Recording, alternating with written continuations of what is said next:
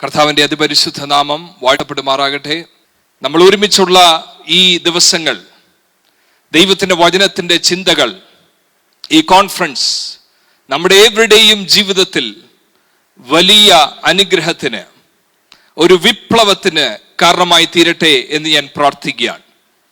സ്വർഗത്തിൽ എന്നേക്കും സ്ഥിരമായിട്ടിരിക്കുന്ന ദൈവത്തിൻ്റെ വചനം, മറ്റ് ഒരു മനുഷ്യന് നമ്മളിൽ ചെയ്യാനൊക്കാത്ത നിലനിൽക്കുന്നതായിട്ടുള്ള രൂപാന്തരങ്ങൾ വരുത്തുവാൻ കഴിവുള്ള ദൈവത്തിന്റെ വചനം, ഇരുവായ്ത്തലയുള്ള ഏത് വാളിനേക്കാളും മൂർച്ചയുള്ളതും സന്ധ്യമഞ്ചകളെ പോലും വേർപിരിക്കും വരെ തുളച്ചു ചെല്ലുന്നതുമായ ദൈവത്തിന്റെ വചനം.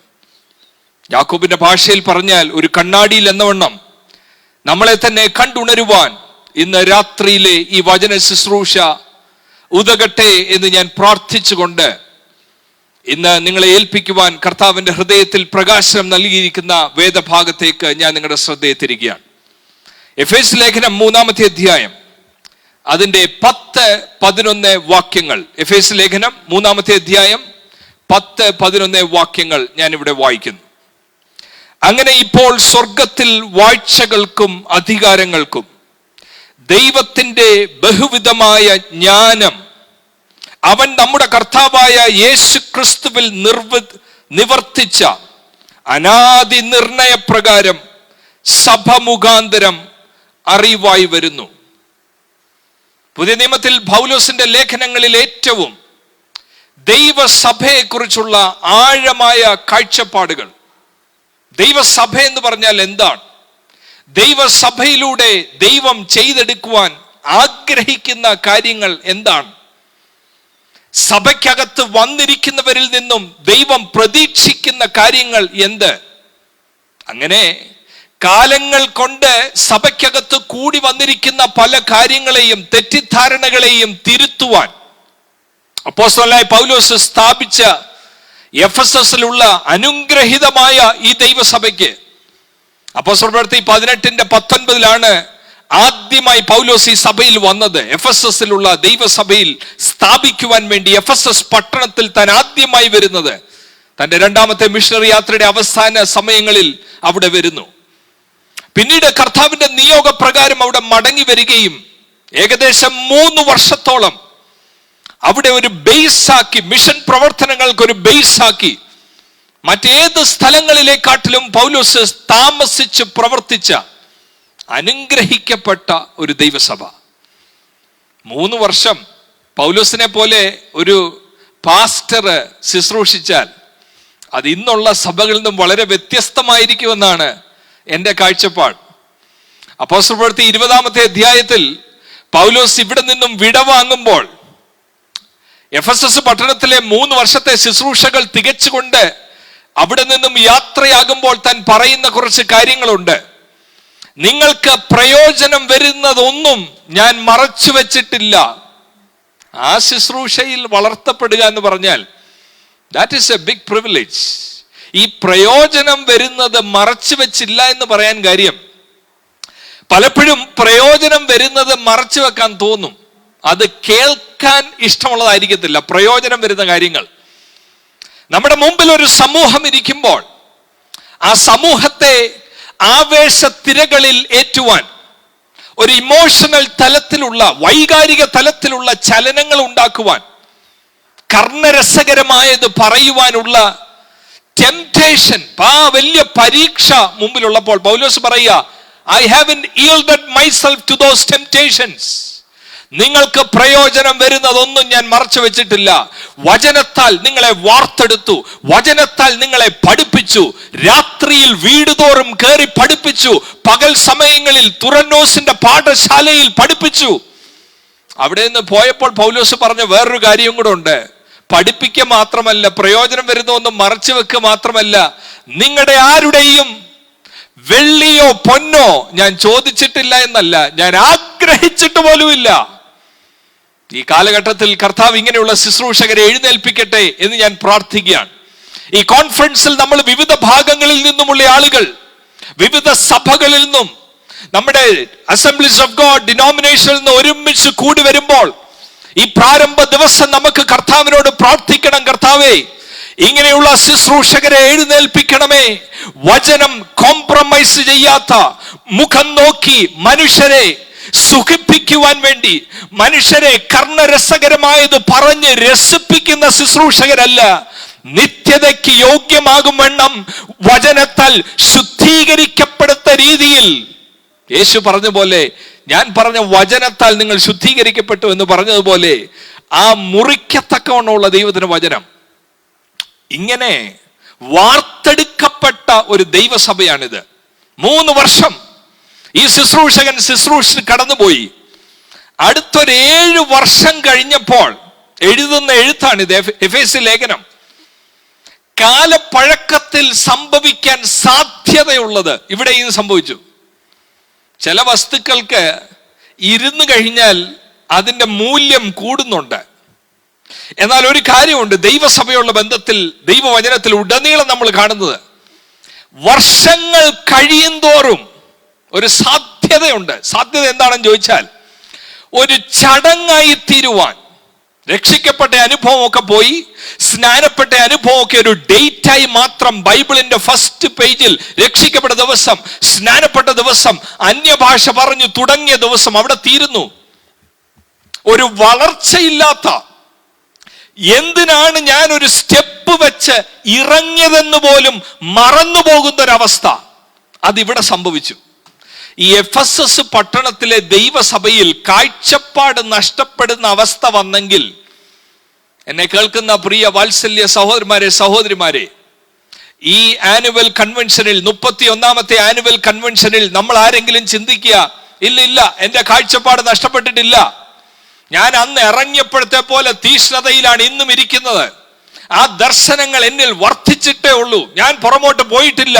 ആ ചിന്ത ഉണ്ടെങ്കിൽ ഞാൻ ദൈവത്തിന് സ്തോത്രം ചെയ്യുക. പക്ഷേ ഈ കോൺഫറൻസിൽ നടക്കുന്ന ദൈവവചന ശുശ്രൂഷയിലൂടെ ഒന്നുകൂടെ ഒന്ന് കാഴ്ചപ്പാട് പുതുക്കുവാനും, എവിടെങ്കിലും ഒരൽപ്പം ദർശനത്തിന് മങ്ങൽ വന്നെങ്കിൽ, 20 വർഷം മുമ്പ്, 25 വർഷം മുമ്പ്, അല്ല 10 വർഷം മുമ്പ് വേർപെട്ട ഒരു ദൈവസഭയിൽ വന്നപ്പോഴുണ്ടായിരുന്ന തീക്ഷ്ണത, അന്നുണ്ടായിരുന്ന കാഴ്ചപ്പാട്, അന്നുണ്ടായിരുന്ന ദർശനം, അന്നുണ്ടായിരുന്ന ആവേശം, പാഷൻ നഷ്ടപ്പെട്ടെങ്കിൽ, ഈ കോൺഫറൻസിന്റെ സമാപനമാകുമ്പോൾ ഒന്നുകൂടെ കർത്താവ് ഉള്ളിൽ തട്ടി ഉണർത്തി ആ പഴയ എരിവിലേക്ക്, പഴയ തീഷ്ണതയിലേക്ക് നടത്തുന്ന ദിവസങ്ങളായി തീരട്ടെ എന്ന് ഞാൻ പ്രാർത്ഥിക്കുകയാണ്. ഇവിടെ പറഞ്ഞിരിക്കുന്നത് നമ്മുടെ കുറിവാക്യം 3-ാം അധ്യായം 10-11 വാക്യങ്ങൾ. സഭയിലൂടെ ദൈവം ചെയ്യുവാൻ ഉദ്ദേശിക്കുന്ന വലിയ പ്ലാൻ ഉണ്ട്. നിങ്ങളുടെ ലോക്കൽ ചർച്ചിലൂടെ, നിങ്ങൾ ഇന്ന് ആരാധിച്ചു വരുന്ന ആ സമൂഹത്തിലൂടെ. യെസ്, ഇപ്പോ കൊറോണ വൈറസിന്റെ ഈ പാൻഡമിക്കിന്റെ സമയത്ത് നമുക്ക് ഒരുമിച്ച് ഒരു റൂഫിന്റെ കീഴിൽ വരാൻ സാധിക്കുന്നില്ലായിരിക്കാം. എന്നാലും ഈ പർപ്പസ് മാറുന്നില്ല. ദൈവത്തിനൊരു വലിയ ഉദ്ദേശം. ചിലപ്പോൾ 20 പേരെ കാണത്തുള്ളൂ നിങ്ങൾ കൂടി വന്നിരിക്കുന്ന ആ ദൈവസഭയിൽ, ചിലപ്പോൾ 200 പേര് കാണും, ചിലപ്പോൾ 1000 പേര് കാണും. പക്ഷെ God has A very special purpose behind that congregation coming together. എന്താണ് ആ പർപ്പസ്? ഈ 3-ാമത്തെ അധ്യായത്തിൽ ആവർത്തിച്ച് കാണുന്ന, എല്ലാവരും ബൈബിൾ തുറന്ന് ഈ പദങ്ങൾ നോക്കണമേ, ആവർത്തിച്ച് കാണുന്ന ഒരു പദമുണ്ട്. 3-ാം അധ്യായം 2-ാം വാക്യത്തിൽ ആദ്യമായ പദം കാണുന്നു. നോക്കുക, 3-ാം അധ്യായം 2-ാം വാക്യം. നിങ്ങൾക്കായി എനിക്ക് ലഭിച്ച ദൈവകൃപയുടെ വ്യവസ്ഥയെക്കുറിച്ച് ഞാൻ മീതെ ചുരുക്കത്തിൽ എഴുതിയതുപോലെ വെളിപ്പാടിനാൽ എനിക്കൊരു മർമ്മം അറിവായി വന്നു. മിസ്റ്ററി. ഈ പദം 1-ാമത്തെ അധ്യായം 9-ാമത്തെ വാക്യത്തിലും കാണാം. A mystery made known to us. 3-ാമത്തെ വാക്യത്തിൽ മാത്രമല്ല, 4-ാമത്തെ വാക്യത്തിൽ വരുമ്പോൾ പിന്നെയും പൗലോസ് പറയുന്നു മിസ്റ്ററി. 4-ാമത്തെ വാക്യം 5-ാമത്തെ വാക്യത്തിൽ ആവർത്തിക്കുന്നു. എന്താ ഈ മിസ്റ്ററി എന്ന് ചോദിച്ചാൽ, മിസ്റ്ററിയുടെ ഡെഫിനിഷൻ എന്താന്ന് ചോദിച്ചാൽ 5-ാമത്തെ വാക്യത്തിലുണ്ട്. ഈ വെളിപ്പാടിൽ എനിക്ക് മറഞ്ഞിരുന്ന ഒരു കാര്യം, ഒരു വലിയ മിസ്റ്ററി വെളിവായി വന്നു. മിസ്റ്ററി എന്ന് പറഞ്ഞാൽ 100 പേരുള്ള സഭയിൽ 5 പേർക്ക് മാത്രം വെളിപ്പെട്ട് കിട്ടി, മറ്റാർക്കും കിട്ടിയില്ല. അവർ അനാത്മീകരായതുകൊണ്ട് അവർക്ക് കിട്ടിയില്ല. തെരഞ്ഞെടുത്ത 5 പേർക്ക് മാത്രം കിട്ടി. അതല്ല, അതല്ല ആ വാക്കിന്റെ അർത്ഥം. മർമ്മം എന്ന് പറഞ്ഞാൽ കുറച്ചു പേർക്ക് മാത്രം പിടികിട്ടുന്ന ഒരു കാര്യമെന്നല്ല പൗലോസ് പറയുന്നത്. എന്താണെന്നറിയാമോ ഈ മർമ്മം? 5-ാമത്തെ വാക്യത്തിൽ ഇപ്രകാരമാണ്: പൂർവകാലങ്ങളിൽ മനുഷ്യർക്ക് അറിയായി വരാതിരുന്ന ഒരു കാര്യം, പൂർവകാലങ്ങളിൽ മറഞ്ഞിരുന്ന ഒരു വലിയ സത്യം, ഒരു വലിയ പദ്ധതി, ദൈവത്തിന്റെ വലിയ മാസ്റ്റർ പ്ലാൻ പൂർവകാലങ്ങളിൽ അത് മറഞ്ഞിരുന്നു എന്ന് പറഞ്ഞാൽ, ഏലിയാവിനോടോ മോശയോടോ ദാവീദിനോടോ ചോദിച്ചാൽ പൂർണ്ണ രൂപത്തിൽ അവർക്കത് പറഞ്ഞു തരാൻ ഒക്കത്തില്ല. അത് മറഞ്ഞിരുന്നു. ന്യായപ്രമാണത്തിന്റെ കീഴിൽ ജീവിച്ചവർക്ക് സൂചനകൾ ഉണ്ടായിരുന്നു, മൊത്തത്തിൽ മനസ്സിലായില്ല, അത് മറഞ്ഞിരുന്നു. പൗലോസ് പറയുക, ഈ മർമ്മം, പഴയ ഉടമ്പടിയിൽ മറഞ്ഞു കിടന്ന ഒരു മർമ്മം, മരുഭൂമിയിലെ ഇസ്രായേൽ മക്കൾക്ക് മറഞ്ഞു കിടന്ന ഒരു മർമ്മം, അതിന്ന് വിശുദ്ധന്മാർക്ക്, അപ്പോസ്തലന്മാർക്ക് വെളിപ്പെട്ട് കിട്ടിയിരിക്കുന്നു എന്നാ പൗലോസ് പറഞ്ഞു. എന്ന് പറഞ്ഞാൽ ദൈവസഭയ്ക്ക് വെളിപ്പെട്ട് കിട്ടി. ചില വാക്കുകൾ നിങ്ങളുടെ ശ്രദ്ധയിൽ കൊണ്ടുവരാൻ വേണ്ടി എനിക്ക് താല്പര്യമുണ്ട്. 3-ാം അധ്യായം 2-ാം വാക്യത്തിൽ പൗലോസ് പറയുന്നത്, ചാപ്റ്റർ 3 വേഴ്സ് 2, നിങ്ങൾക്കായി എനിക്ക് ലഭിച്ച ദൈവകൃപ. ഇതെനിക്ക് സ്വയമേ എൻ്റെ ബുദ്ധി മനസ്സിലാക്കാൻ ഒക്കത്തില്ല. എനിക്ക് ലഭിച്ച, it was given to me. അതുപോലെ അർത്ഥം വരുന്ന ഒരു പദമാണ് 3-ാം അധ്യായം 3-ാമത്തെ വാക്യത്തിൽ നോക്കുക, വെളിപ്പാടിനാൽ എനിക്കൊരു മർമ്മം അറിയായി വന്നു. ആ പദങ്ങൾ വളരെ ഇമ്പോർട്ടൻ്റാ. ഞാൻ ഈ വാക്യങ്ങൾ ധ്യാനിച്ചപ്പോൾ, ഈ കോൺഫറൻസിൽ സംസാരിക്കുവാനായി തയ്യാറെടുത്തപ്പോൾ എനിക്കൊരു കാര്യം പരിശുദ്ധാത്മാവിന്റെ ഉള്ളിൽ പ്രത്യേക പ്രേരണ തന്നു. എന്താന്ന് ചോദിച്ചാൽ, എത്ര കോൺഫറൻസിൽ സംബന്ധിച്ചാലും ചില കാര്യം മനസ്സിലാകത്തില്ല, എത്ര പ്രസംഗം കേട്ടാലും ചില കാര്യങ്ങൾ മനസ്സിലാകത്തില്ല. ചിലര് പ്രസംഗങ്ങൾ കേൾക്കുന്നത്, ഇപ്പൊ യൂട്യൂബ്, ഫേസ്ബുക്ക്, കാര്യങ്ങൾ, മാധ്യമങ്ങളെല്ലാം ഒഴുകുകയാ പ്രസംഗം. പ്രസംഗത്തിന് പഞ്ഞമൊന്നുമില്ല. എന്നാൽ ഇത് മനസ്സിലാകണമെങ്കിൽ ആ പദമാ, എനിക്ക് ലഭിച്ച ഒരു പരീക്ഷനായി എനിക്ക് മർമ്മം കാണാൻ ഒക്കത്തില്ലായിരുന്നു. ബെന്യാമീൻ ഗോത്രക്കാരനായി പുകഴ്ന്നു നടന്ന ഞാൻ, ദൈവസഭയെ ഉപദ്രവിക്കുവാൻ വേണ്ടി കച്ചകെട്ടി ഇറങ്ങിയ എനിക്ക് എന്റെ മിടുക്കിൽ ഇത് മനസ്സിലാകത്തില്ലായിരുന്നു. അവിടെയാണ് ആ 3-ാമത്തെ അധ്യായം 2-ാമത്തെ വാക്യത്തിൽ, നിങ്ങൾക്കായി എനിക്ക് ലഭിച്ച ദൈവകൃപ, it was given to me, I did not buy it, it was given to me. 3-ാമത്തെ വാക്യത്തിൽ പിന്നെയും, വെളിപ്പാടിനാൽ എനിക്കൊരു മർമ്മം അറിയായി വന്നു. ഇതെന്റെ കാഴ്ചപ്പാട് കൊണ്ട് എനിക്ക് ഒക്കത്തില്ല. ഗമാലിയേലിന്റെ കാൽപാദത്തിൽ ഇരുന്ന് പഠിച്ചപ്പോ എനിക്ക് കിട്ടിയില്ല. എന്റെ മാതാപിതാക്കൾ എനിക്ക് പറഞ്ഞു തന്നില്ല, മഹാപുരോഹിതന്മാർ എനിക്ക് പറഞ്ഞു തന്നില്ല. ഇത്രയേ ഉള്ളൂ ഞാൻ പറയാൻ വരുന്നത്. ഇതൊരു ബൈബിൾ സ്കൂളിൽ കിട്ടത്തില്ല, ഇതൊരു സെമിനാറിൽ അറ്റൻഡ് ചെയ്താൽ കിട്ടത്തില്ല, AGIFNAയുടെ കോൺഫറൻസിൽ സംബന്ധിച്ചത് കൊണ്ട് മാത്രം കിട്ടത്തില്ല. എന്റെ പ്രാർത്ഥന ഇതാ, ഇത് അറ്റൻഡ് ചെയ്തിരിക്കുമ്പോൾ തന്നെ, ഈ വചനം കേട്ടുകൊണ്ടിരിക്കുമ്പോൾ തന്നെ ഇവിടെ എഴുതിയിരിക്കുന്നത് പോലെ ചില മറകൾ നീങ്ങി ഇതുവരെ കാണാത്ത മേഖലകൾ, ഇതുവരെ കണ്ണടഞ്ഞിരുന്ന മേഖലകൾ വചനത്താൽ തുറക്കുന്ന, ആത്മാവിനാൽ തുറക്കുന്ന ഒരു പുത്തൻ കാഴ്ചപ്പാടിന്റെ ഉടമയാകുന്ന ഒരു രാത്രിയായി മാറട്ടെ ഇത്. പൗലോസ് പറയും, it was given to me, it was made known. അതേ പദം തന്നെ 5-ാമത്തെ വാക്യത്തിലും, വെളിപ്പെട്ടതുപോലെ. ഇതെല്ലാം പാസീവ് വോയിസാ എന്ന് പറഞ്ഞാൽ, I did not take it, I did not get it. വെളിപ്പാടിൽ എനിക്ക് ലഭിച്ചു, ഇറ്റ് വാസ് ഗിവൺ. 3-ാം അധ്യായം 7-ാമത്തെ വാക്യം കൂടെ ശ്രദ്ധിക്കണമേ. ആ സുവിശേഷത്തിന് ഞാൻ അവന്റെ ശക്തിയുടെ വ്യാപാര പ്രകാരം എനിക്ക് ലഭിച്ച ദൈവത്തിന്റെ കൃപാദാനത്താൽ. ആ പദങ്ങൾ കണ്ടോ, എത്ര പ്രാവശ്യം ആവർത്തിക്കുന്നത്. എനിക്ക് ലഭിച്ച കൃപ, എനിക്ക് ലഭിച്ച വെളിപ്പാട്. 7-ാമത്തെ വാക്യത്തിൽ, എനിക്ക് ലഭിച്ച ദൈവത്തിന്റെ കൃപാദാനത്താൽ. 8-ാമത്തെ വാക്യത്തിൽ പിന്നെയും പറയുന്നുണ്ട് കേട്ടോ, 8-ലും 9-ലും, അനാദികാലം മുതൽ മറഞ്ഞു കിടന്ന മർമ്മത്തിന്റെ വ്യവസ്ഥ ഇന്നതെന്ന് എല്ലാവർക്കും പ്രകാശിപ്പിക്കുവാനായി ഈ കൃപ നൽകിയിരിക്കുന്നു. I was given this grace. AGIFNAയുടെ ഈസ്റ്റേൺ റീജിയന്റെ ഒന്നാമത്തെ ദിവസ കോൺഫറൻസിൽ ദൈവത്തിന് ചിലത് കയ്യിലോട്ട് ഏൽപ്പിക്കാനുണ്ട്. എന്ത് നോക്കിയാ ഏൽപ്പിക്കുന്നതെന്നറിയാമോ? വിദ്യാഭ്യാസ യോഗ്യത നോക്കിയല്ല ഇത് തരുന്നത്. എത്ര വർഷമായി വേർപെട്ട സമൂഹത്തിൽ വന്നിരിക്കുന്നു എന്നത് നോക്കിയല്ല ഇത് ചെയ്യുന്നത്. വർണ്ണ വിവേചനമില്ലാത്ത, യാതൊരു വിധത്തിലുമുള്ള വിവേചനമില്ലാത്ത, ഫേവറിറ്റിസം ഇല്ലാത്ത സാക്ഷാൽ ദൈവം ഈ കോൺഫറൻസിന്റെ ഒന്നാമത്തെ രാത്രിയിൽ ഈ പാൻഡമിക്കിനാൽ ലോകം വിറച്ചിരിക്കുമ്പോൾ, വിശ്വാസി സമൂഹം തന്നെ ആശങ്കയിലായിരിക്കുമ്പോൾ, ഇതാ ഒരു വെളിപ്പാട് ദൈവം കയ്യിലോട്ട് തരട്ടെ. ഒരു മനുഷ്യന് കയ്യിൽ തരാനൊക്കാത്തത് ഹൃദയത്തിന്റെ ഉൾക്കാഴ്ചകളെ തുറന്നു കാണിക്കുന്ന ഒരു വെളിപ്പാട്. ആ വാക്കുകൾ ശ്രദ്ധിക്കണം. ഇതൊരു മർമ്മമാ. ഇത് പൂർവകാലങ്ങളിൽ മറഞ്ഞു കിടന്നതാ. പക്ഷേ പൗലോസ് ആവർത്തിച്ച് പറയുക, it was given to me, that is how I am able to understand. ഈ വെളിപ്പാടെന്നൊക്കെ പറഞ്ഞാലേ, ഈ മർമ്മവും ഈ വെളിപ്പാടെന്നൊക്കെ പറഞ്ഞാൽ ഇന്ന് നമ്മൾ കാണുന്ന പോലത്തെ വെളിപ്പാട് പരിപാടിയൊന്നും അല്ലിത്. നമ്മൾ ഇന്ന്, ഞാൻ പലപ്പോഴും ശ്രദ്ധിച്ചിട്ടുണ്ട്, കർത്താവേ എനിക്ക് വെളിപ്പാടിന്റെ ശുശ്രൂഷകളെ തരണമേ, എനിക്ക് പ്രവചനത്തിന്റെ ശുശ്രൂഷയെ തരണമേ. പലപ്പോഴും സംഭവിക്കുന്നത്, ഈ വെളിപ്പാടോ പ്രവചനമോ ആ ഗിഫ്റ്റിങ് കിട്ടിക്കഴിഞ്ഞാൽ പിന്നെ സംഭവിക്കുന്നത് എന്താണെന്നറിയാമോ? ഈ വെളിപ്പാട് കൊണ്ട് എനിക്ക് ദൈവം വെളിപ്പെടുത്തി കിട്ടി. അവസാനം എന്താ റിസൾട്ട് എന്നറിയാമോ? 5 വർഷം ഈ വെളിപ്പാട് കൊണ്ട് പോകുമ്പോ, 5 വർഷം ഈ ഗിഫ്റ്റിങ് കൊണ്ട്, കയ്യിൽ നിന്ന് കിട്ടിയതല്ല, ഇങ്ങോട്ട് വെച്ച് നീക്കി വാങ്ങിച്ചതല്ല, തന്നത് ഈ ഗിഫ്റ്റ് കൊണ്ട്.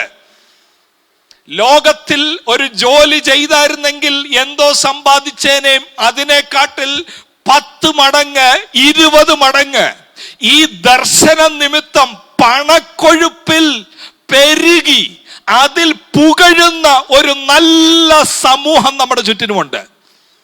പൗലോസിനെ ഈ വെളിപ്പാട് എവിടാ കൊണ്ടുപോയെന്നറിയാം? This is a very costly affair. ഇത് ഞാൻ പറയുമ്പോ ഇത് മർമ്മം, ഇത് വെളിപ്പെട്ട് കിട്ടും. AGIFNAയുടെ ഒന്നാമത്തെ ദിവസം ആ മർമ്മം കയ്യിലോട്ടൊന്ന് തരട്ടെ ദൈവം എന്ന് പറയുമ്പോ, ഈ മർമ്മം, ഈ വെളിപ്പാട്, ഈ ശുശ്രൂഷ, ഈ കൃപ എന്ന് പറഞ്ഞാൽ ഒരുവനെ എവിടെ കൊണ്ടുപോകുന്നതാണെന്നറിയാമോ? ലോകപ്രകാരം വലിയൊരു മാന്യതയിലേക്ക് കൊണ്ടുപോകുന്നതല്ല ഈ വെളിപ്പാട്. വെളിപ്പാടിൽ ശുശ്രൂഷിച്ച യേശു മത്തായിയുടെ സുവിശേഷം പറഞ്ഞതുപോലെ ഇതൊന്നും അതിശയിക്കേണ്ട കാര്യമില്ല. വെളിപ്പാടുണ്ടായിരുന്നവർ പഴയ നിയമത്തിലും, നാവിൽ ദൂതുണ്ടായിരുന്നവർ, മറ്റുള്ളവർക്ക് കാണാൻ ഒക്കാത്തത് കണ്ടവർ, അവരെല്ലാം ഉപദ്രവിക്കപ്പെട്ടതുപോലെ, യേശുവും ഉപദ്രവിക്കപ്പെട്ടതുപോലെ. പൗലോസ് ഇപ്പൊ എവിടാന്നറിയാമോ? 3-ാമത്തെ അധ്യായം 1-ാമത്തെ വാക്യം. ഈ വെളിപ്പാട് എവിടെ കൊണ്ട് എന്നറിയാമോ?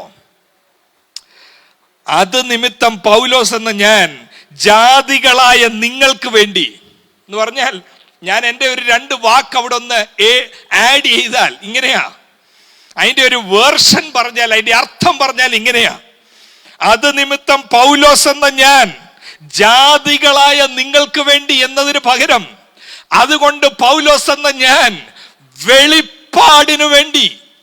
വെളിപ്പാടില്ലെങ്കിൽ ഈ ജാതികൾക്ക് വേണ്ടി എന്ന് പറയാനൊക്കത്തില്ല. വെളിപ്പാടിനു വേണ്ടി ക്രിസ്തുവേശുവിന്റെ ബദ്ധനായിരിക്കുന്നു. എന്നെ വളരെ ചിന്തിപ്പിച്ച ഒരു കാര്യമാണ്. ക്രിസ്തുവേശുവിന് വേണ്ടി ബദ്ധനായിരിക്കുന്നു എന്നല്ല. 4-ാം അധ്യായം 1-ൽ അങ്ങനെയാ രേഖപ്പെടുത്തിയിരിക്കുന്നത്. ക്രിസ്തുവേശുവിന്റെ ബദ്ധൻ, ക്രിസ്തുവേശുവിന് വേണ്ടി റോമ കാരാഗ്രഹത്തിൽ കിടക്കുന്നു എന്നല്ല. അങ്ങനെ പുറം ലോകം കണ്ടപ്പോൾ ആത്മീകർ ആയവർ ചിന്തിച്ച് അങ്ങനെ ആയിരിക്കാം, യേശു ക്രിസ്തുവിന് വേണ്ടി ഇതാ ബദ്ധനായി കിടക്കുന്നു. അനാത്മികർ നോക്കി പൗലോസിനെ പറഞ്ഞു കാണും, യേശു ക്രിസ്തുവിന് വേണ്ടിയൊന്നും അല്ല, ഇത് കൈസരുടെ ബദ്ധന, കൈസർ പിടിച്ചിട്ടിരിക്കുന്നയാളാണ്. He is a prisoner of Caesar. അത്രേ അവർക്ക് കാണാനൊക്കത്തുള്ളൂ. എന്നാൽ പൗലോസ് അതിനപ്പുറം കണ്ടു. വെളിപ്പാടിൽ പൗലോസ് എഴുതുക, യേശു ക്രിസ്തു നിമിത്തം ഇവിടെ കിടക്കുന്നവനായി പോലുമല്ല, യേശു ക്രിസ്തുവിന്റെ ഒരു ബദ്ധനാണ് ഞാൻ. ഈ വിലങ്ങ് അപ്പോസ്തലപ്രവൃത്തി 9-ൽ ആ വെളിപ്പാടിനാൽ പിടിക്കപ്പെട്ടതാണ് എന്നെ ഇവിടെ കിടത്തിയതെങ്കിൽ, അവിടെ കൃപയാൽ ഞാൻ അതിനകത്തും കിടക്കുന്നു. മർമ്മം വെളിപ്പാടിനാൽ മറനീക്കിക്കൊടുത്ത ആ വലിയ അനുഭവം. അതെന്താന്ന് ചോദിച്ചാൽ സഭയെ കുറിച്ചുള്ളൊരു കാര്യമാണ്.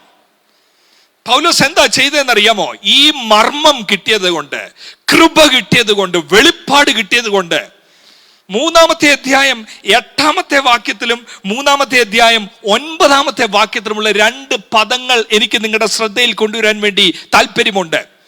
3-ാമത്തെ അധ്യായം 8-ാമത്തെ വാക്യത്തിൽ വെളിപ്പാടിനാൽ ഒരു മർമ്മം കിട്ടിയ പൗലോസ് പറയുക, ആ അപ്രമേയ ധനത്തെ കുറിച്ച്, ഈ മർമ്മത്തിന്റെ ശ്രേഷ്ഠതയെ കുറിച്ച്, ഈ മർമ്മത്തിൽ അടങ്ങിയിരിക്കുന്ന വലിയ റിച്ചസിനെ കുറിച്ച് എന്തോ ചെയ്തെന്നറിയാമോ?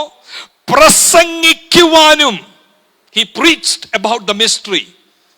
പ്രസംഗിക്കുക മാത്രമല്ല, 9-ാമത്തെ വാക്യത്തിൽ മർമ്മത്തിന്റെ വ്യവസ്ഥ ഇന്നതെന്ന് എല്ലാവർക്കും പ്രകാശിപ്പിക്കുവാനുമായി. ആ 2 പദങ്ങൾ ശ്രദ്ധിച്ചോ? പ്രസംഗം മാത്രമല്ല, പ്രദർശിപ്പിക്കാനൂടെ. പ്രിയ ദൈവമക്കളെ, ഈ കോൺഫറൻസിന്റെ 1-ാമത്തെ ദിവസം കർത്താവിന്റെ ഒരു ദാസൻ എന്ന നിലയിൽ ഈ വാക്യത്തിലൂടെ ഞാൻ ഓർപ്പിക്കാം, പ്രസംഗകരെ മാത്രമല്ല ഈ തലമുറകൾക്ക് ആവശ്യം. പ്രസംഗകർ ഒരുപാടുണ്ട്, പോയിന്റ് പറയാൻ അറിയാവുന്നവർ ധാരാളമുണ്ട്. എന്നാൽ പൗലോസിനെ പോലെ മർമ്മങ്ങൾ ഹാൻഡിൽ ചെയ്യുന്ന, വെളിപ്പാടിനാൽ മറ നീക്കപ്പെട്ടവനായി പ്രസംഗിക്കുക മാത്രമല്ല, അത് പ്രദർശിപ്പിക്കുകയും കൂടെ. എന്ന് പറഞ്ഞാൽ his ministry was not just passing information, informative മാത്രമല്ല, it was demonstrative. പൗലോസിനെ നോക്കിയാൽ, പൗലോസ് പ്രസംഗം മാത്രമല്ല, അടുത്ത ജീവിതം നോക്കിയാൽ ആ മർമ്മം കാണാം. പറയുന്നത് ശ്രദ്ധിച്ച് കേൾക്കണേ. ആ മർമ്മം അറിയണമെങ്കിൽ അത് പവർ പോയിന്റിന്റെ ഡെഫിനിഷനിൽ മാത്രമല്ല. This is the mystery definition. First slide, second slide. Mystery was hidden in the past, it is now revealed. Power point മാത്രമല്ല, പൗലോസിന്റെ കൂടെ ഒരാഴ്ച ജീവിച്ചാൽ ആ മർമ്മം കണ്ടു കണ്ടു കണ്ടു പ്രദർശിക്കപ്പെട്ടു. അങ്ങനല്ലേ ആ വാക്യം പറയുന്നത്? 3-ാമത്തെ അധ്യായം 9-ാമത്തെ വാക്യം ഒരു പ്രാവശ്യം കൂടെ.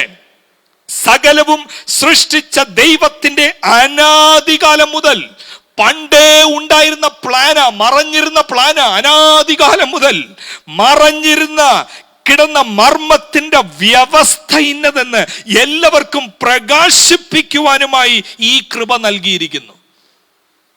ഇവിടെ എനിക്ക് ഒരു പദം ഇവിടെ എടുത്തു കാണിക്കാൻ വേണ്ടി താല്പര്യമുണ്ട്. ഏത് പദമെന്ന് ചോദിച്ചാൽ, ആ 9-ാമത്തെ വാക്യത്തിൽ നിങ്ങൾ ശ്രദ്ധിച്ച ഒരു പദം, വ്യവസ്ഥ എന്ന് പറഞ്ഞൊരു പദം നിങ്ങൾ ആ 9-ാമത്തെ വാക്യത്തിൽ കണ്ടോ? മർമ്മത്തിന്റെ വ്യവസ്ഥ. വ്യവസ്ഥ എന്ന് പറഞ്ഞാൽ അഡ്മിനിസ്ട്രേഷൻ എന്ന ഇംഗ്ലീഷ് പദത്തിന്റെ ആ ഒറിജിനൽ മൂലപദത്തിന്റെ അർത്ഥം എന്താന്ന് ചോദിച്ചാൽ, പൗലോസ് പറയുക, ഈ മർമ്മത്തിലൂടെ ഞാൻ വെളിപ്പെടുത്തുവാൻ പോകുന്നത്, മർമ്മത്തിന്റെ വ്യവസ്ഥ എന്ന് പറഞ്ഞാൽ ഈ ലോകം എങ്ങോട്ടാ പോകുന്നതെന്ന് പോരാ, ദൈവത്തിന്റെ മനസ്സിലെ മാസ്റ്റർ പ്ലാൻ എന്താന്ന് ഈ മർമ്മത്തിന്റെ വ്യവസ്ഥയെ വെളിപ്പെടുത്തുവാൻ എന്ന് പറഞ്ഞാൽ, to make known the management of God's dream. ദൈവത്തിന്റെ സ്വപ്നത്തിന്റെ, ദൈവത്തിന്റെ വലിയ പ്ലാനിന്റെ ആ പ്ലാൻ എന്താണെന്ന് മനസ്സിലാക്കി കൊടുക്കുന്ന ഒരു ജീവിത ശൈലിയാണ് എൻ്റെ. എന്നെ കേൾക്കുന്ന വാത്സല്യ സമൂഹമേ, എല്ലാ സഹോദരന്മാരെ, കുഞ്ഞുങ്ങളെ, മാതാപിതാക്കളെ, പൗലോസ് പറയുക, എനിക്ക് കിട്ടിയ ഈ കൃപയിലൂടെ, എനിക്ക് ലഭിച്ച വെളിപ്പാടിലൂടെ ഞാൻ മർമ്മത്തിന്റെ വ്യവസ്ഥയെ പ്രകാശിപ്പിക്കുന്നെന്ന് പറഞ്ഞാൽ, എൻ്റെ ജീവിതത്തിലൂടെ ദൈവത്തിന്റെ പ്ലാനിനെ വെളിപ്പെടുത്തുന്ന ഒരു വ്യക്തിയാണ് ഞാൻ. വ്യവസ്ഥ എന്നുള്ള പദം 3-ാം അധ്യായം 9-ാമത്തെ വാക്യത്തിൽ മാത്രമല്ല, 3:2 ഒന്ന് ശ്രദ്ധിച്ചു നോക്കിയേ. 3:2 എനിക്ക് ലഭിച്ച ദൈവ കൃപയുടെ വ്യവസ്ഥയെ കുറിച്ച്. 3:9 മർമ്മത്തിന്റെ വ്യവസ്ഥ, 3:2 കൃപയുടെ വ്യവസ്ഥ എന്ന് പറഞ്ഞാൽ എന്താണെന്നറിയാമോ? ഈ കൃപ കൃപയുടെ ഡിറക്ഷൻ എങ്ങോട്ടാ? കൃപ ഇപ്പോൾ ആരെയും കൂടെ ഈ സമൂഹത്തിൽ കയറ്റിയിട്ടുണ്ട്. ആ ദൈവത്തിന്റെ വലിയ പ്ലാൻ, കൃപയുടെ വ്യവസ്ഥയെ മറ്റുള്ളവർക്ക് കാണിച്ചു കൊടുക്കുന്ന പ്രഭാഷണം, അതുപോലുള്ള ജീവിതം. വ്യവസ്ഥ എന്നുള്ളത് ഒരു പ്രധാന പദമാണ് ഈ എഫേസ്യ ലേഖനത്തിൽ. ദൈവത്തിന്റെ പ്ലാനിനെ കാണിക്കുന്ന ഒരു പദമാണ് കൃപയുടെ വ്യവസ്ഥ, മർമ്മത്തിന്റെ വ്യവസ്ഥ. ഈ പദം വാസ്തവത്തിൽ ആദ്യമായി കാണുന്നത് ഇംഗ്ലീഷ് NIV ബൈബിൾ പോലുള്ള ബൈബിളിൽ അഡ്മിനിസ്ട്രേഷൻ എന്നുള്ള പദമാണ് 3:2 3:9 നമുക്ക് കാണാൻ സാധിക്കുന്നത്. ആ അഡ്മിനിസ്ട്രേഷൻ എന്നുള്ള പദം 1-ാം അധ്യായം 10 ഉപയോഗിച്ചിട്ടില്ല ഇംഗ്ലീഷ് ബൈബിൾ. മലയാളം ബൈബിൾ ഉപയോഗിച്ചിട്ടുണ്ട് വ്യവസ്ഥ എന്നുള്ള പദം. മൂലപദത്തിൽ ഈ 1-ാം അധ്യായം 10-ാമത്തെ വാക്യത്തിൽ ഉപയോഗിച്ചിരിക്കുന്ന അതേ പദമാണ് 3:2 വ്യവസ്ഥ. അഡ്മിനിസ്ട്രേഷൻ എന്നുള്ള പദമാ 1:10. അവിടെ തുടങ്ങിയതാണിത്. എന്താ 1:10 എഴുതിയിരിക്കുന്നതെന്ന് അറിയാമോ? നോക്കിക്കേ, administration of the fullness of time. അതാണ് ലിറ്ററൽ ട്രാൻസ്ലേഷൻ. 1-ാം അധ്യായം 10-ാം വാക്യം NIV ബൈബിളിലൊക്കെ നമ്മൾ വായിക്കുന്നത് to put into effect when the times reach their fulfillment എന്ന് പറഞ്ഞാൽ സമയത്തിന്റെ പൂർണ്ണതയിൽ, ഇപ്പോൾ നമ്മൾ ആയിരിക്കുന്ന ഈ കാലഘട്ടമൊക്കെ കഴിഞ്ഞിട്ട് സമയത്തിന്റെ പൂർണ്ണതയിൽ ഈ ലോകത്തിൽ സംഭവിക്കാൻ പോകുന്ന administration of the fullness of time, ആ പൂർത്തീകരണത്തിൽ സംഭവിക്കാൻ പോകുന്നത് വെളിപ്പെടുത്തുന്ന ഒരവസ്ഥ. മലയാളം ബൈബിൾ ഇങ്ങനെയാണ് പറയുന്നത് 1:10, കാലസമ്പൂർണതയിലെ വ്യവസ്ഥയ്ക്കായിക്കൊണ്ട്. ആ പദങ്ങൾ കണ്ടോ? ദൈവസഭ എന്ന് പറഞ്ഞാൽ എന്താ? പൗലോസ് പറയുക, എന്റെ ജീവിതത്തിലൂടെ ഞാൻ ഈ വെളിപ്പാടിനെ പറ്റി പ്രസംഗിക്കുന്നു, മാത്രമല്ല ഞാൻ അത് പ്രകാശിപ്പിക്കുന്നു. എന്ത് പ്രസംഗിക്കുന്നു? എന്ത് പ്രകാശിപ്പിക്കുന്നു? മർമ്മത്തെ. I am dealing with mystery. ഇത് എവിടെ പഠിച്ചു? ഇത് വെളിപ്പാടിനാൽ കിട്ടി. ഈ വെളിപ്പാട് എവിടെ കൊണ്ടുപോയി? ഈ റെവലേഷൻ എവിടെ കൊണ്ടുപോയി? കാരാഗ്രഹത്തിൽ ബദ്ധനായി കിടക്കുക. എന്തിന്റെ വെളിപ്പാടാണിത്? ആ വെളിപ്പാടെന്നുള്ള പദത്തെ ബന്ധപ്പെടുത്തി കിടക്കുന്ന ഒരു പദമാണ്. ഇതൊരു വലിയ വ്യവസ്ഥ, മർമ്മത്തിന്റെ വ്യവസ്ഥ, കൃപയുടെ വ്യവസ്ഥ, കാലസമ്പൂർണതയിൽ വെളിപ്പെട്ടു വരുന്ന ഒരു വ്യവസ്ഥ. ഈ ലോകത്തിന്റെ ഗതി എങ്ങോട്ട് പോകുന്നു? ദൈവസഭയുടെ ഭാവി എന്തായി തീരും? ഇതെല്ലാം കാണിക്കുന്ന പ്രസംഗം, ഒരു ജീവിതശൈലി. പ്രിയ ദൈവമക്കളെ, ഈ അപ്പോസ്തലൻ വിളിക്കുന്നത് ആ വ്യവസ്ഥയെക്കുറിച്ച് പറഞ്ഞു കഴിഞ്ഞിട്ട് അടുത്ത വാക്യത്തിലാ പറയുന്നത്, ദൈവസഭ ഞാൻ വെളിപ്പെടുത്തുന്നത് പോലെ നിങ്ങളും വെളിപ്പെടുത്തണം. ദൈവസഭയിലൂടെയും വെളിപ്പെടുത്തണമെന്ന്. അതല്ലേ ആ വാക്യം? നോക്കിയേ, 3-ാം അധ്യായം 8-9 പറയുക, ഞാൻ വെളിപ്പെടുത്തുന്നുണ്ടിത്. ഈ വെളിപ്പാടിന് വേണ്ടി എന്ത് വിലയും കൊടുക്കാൻ ഞാൻ തയ്യാറാ. ഞാൻ യേശുവിന്റെ ബദ്ധനായി കിടക്കുകയാ. പക്ഷേ ഇത് എന്നെ കൊണ്ട് മാത്രം ഒക്കത്തില്ല. ഇത് എന്നെ കൊണ്ട് മാത്രം ചെയ്യാൻ ഒക്കുന്ന ഒരു വ്യവസ്ഥയല്ല. I myself cannot make known all what God is doing in the world. എനിക്ക് മാത്രം ഇത് ചെയ്യാൻ ഒക്കത്തില്ല. AGIFNAയുടെ കോൺഫറൻസിൽ എന്നെ കേൾക്കുന്ന കർത്തൃദാസന്മാരെ, വിശ്വാസി സമൂഹമേ, നിങ്ങളുടെ കൂടിവരവിലൂടെ, നിങ്ങളിലൂടെ എന്നെ കേൾക്കുന്ന എല്ലാവരുമേ, മാധ്യമങ്ങളിലൂടെ എന്നെ ശ്രദ്ധിക്കുന്നവരെ, ഫേസ്ബുക്കിലൂടെ, യൂട്യൂബിലൂടെ എന്നെ കാണുന്നവരെ, പൗലോസ് ഒരു വലിയ കമ്മീഷൻ നമ്മുടെ മുമ്പിൽ വെക്കുന്നു. ഞാൻ ഈ വെളിപ്പാടിനെ കുറിച്ച് പ്രസംഗിക്കുന്നു. ഞാൻ എൻ്റെ ജീവിതത്തിലൂടെ ഇത് പ്രകാശിപ്പിക്കുന്നു. I make it plain. എന്നിട്ട് അടുത്ത വാക്യത്തിൽ പറയുക 10, അങ്ങനെ ഇപ്പോൾ, എന്നിലൂടെ മാത്രമല്ല, ഇപ്പോൾ സ്വർഗത്തിൽ വാഴ്ചകൾക്കും അധികാരങ്ങൾക്കും ദൈവത്തിന്റെ ബഹുവിധമായ ജ്ഞാനം. ആ വാക്കുകൾ ശ്രദ്ധിക്കുക. നിങ്ങളുടെ ലോക്കൽ ചർച്ചിനെ കൊണ്ടുള്ള ദൈവത്തിന്റെ ഉദ്ദേശം എന്താ? എന്തിനു വേണ്ടിയാ നമ്മൾ കൂടി വന്നിരിക്കുന്നത്? നമ്മൾ ഈ കോൺഫറൻസിൽ കൂടി വന്നിരിക്കുന്നത് അന്യോന്യം ഒരു കൂട്ടായ്മയ്ക്ക് വേണ്ടി, അന്യോന്യം തോളോട് തോള് ചേർന്ന് നിന്ന് പ്രാർത്ഥിക്കുവാൻ വേണ്ടി, ദൈവവചനത്തിന്റെ മുമ്പിൽ ഒന്ന് സമർപ്പിക്കുന്നതിന് വേണ്ടി. പക്ഷേ തിരിച്ച് നമ്മുടെ ലോക്കൽ ചർച്ചസിലേക്ക് പോകുമ്പോ ദൈവസഭയിലൂടെ ദൈവത്തിന് ചെയ്യാനുള്ള ഉദ്ദേശം എന്താ? 3:10 പറയുന്നു, ദൈവത്തിന്റെ ബഹുവിധമായ ജ്ഞാനം. ഇതിനെക്കുറിച്ച് ചിന്തിച്ചിട്ടുണ്ടോ? സാധാരണഗതിയിൽ ആൾക്കാർ സഭയിൽ വരുന്ന എന്തിനെന്ന് ചോദിച്ചാൽ എന്തേലും ഇങ്ങോട്ട് കിട്ടാൻ വേണ്ടിയാ. പലരും സ്നാനപ്പെടുന്നത് ജോലി കിട്ടുവോ, സ്നാനപ്പെട്ട കെട്ടുപൊട്ടുവെന്ന് ആരാണ്ട് പറഞ്ഞു, എന്നാ മുങ്ങിയേക്കാം. എല്ലാ ഞായറാഴ്ചയും പോയി അറ്റൻഡ് ചെയ്താൽ ദൈവം നല്ല ജോലി തരുമെന്ന് പറഞ്ഞിട്ടുണ്ട്, പോവാ.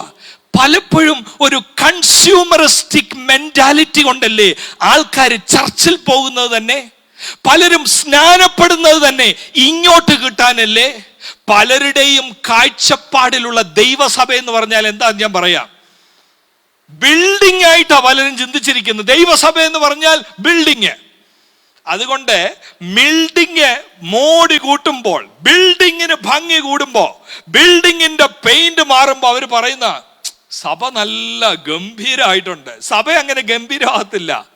അത് ജസ്റ്റ് ഒരു ഹോളാണ്, അത് ജസ്റ്റ് ഒരു മീറ്റിംഗ് പ്ലേസ് ആണ്. അപ്പോസ്തലപ്രവൃത്തിയിൽ സ്തെഫാനോസ് വിളിച്ചു പറഞ്ഞു, അത്യുന്നതനായ ദൈവം കൈപ്പണിയായതിൽ വാസം ചെയ്യുന്നില്ല. ബിൽഡിംഗ് എത്ര മോഡിഫൈ ചെയ്ത് എത്ര ബ്യൂട്ടിഫുൾ ആക്കിയാലും അതുവഴി അല്ല ബിൽഡിങ്ങിന്റെ സ്ട്രക്ചറിൽ ദൈവത്തിന്റെ പദ്ധതി വെളിപ്പെടുത്താൻ ഒക്കത്തില്ല. ചിലരൊക്കെ അങ്ങനെ ചിന്തിക്കുന്നവരുണ്ട്.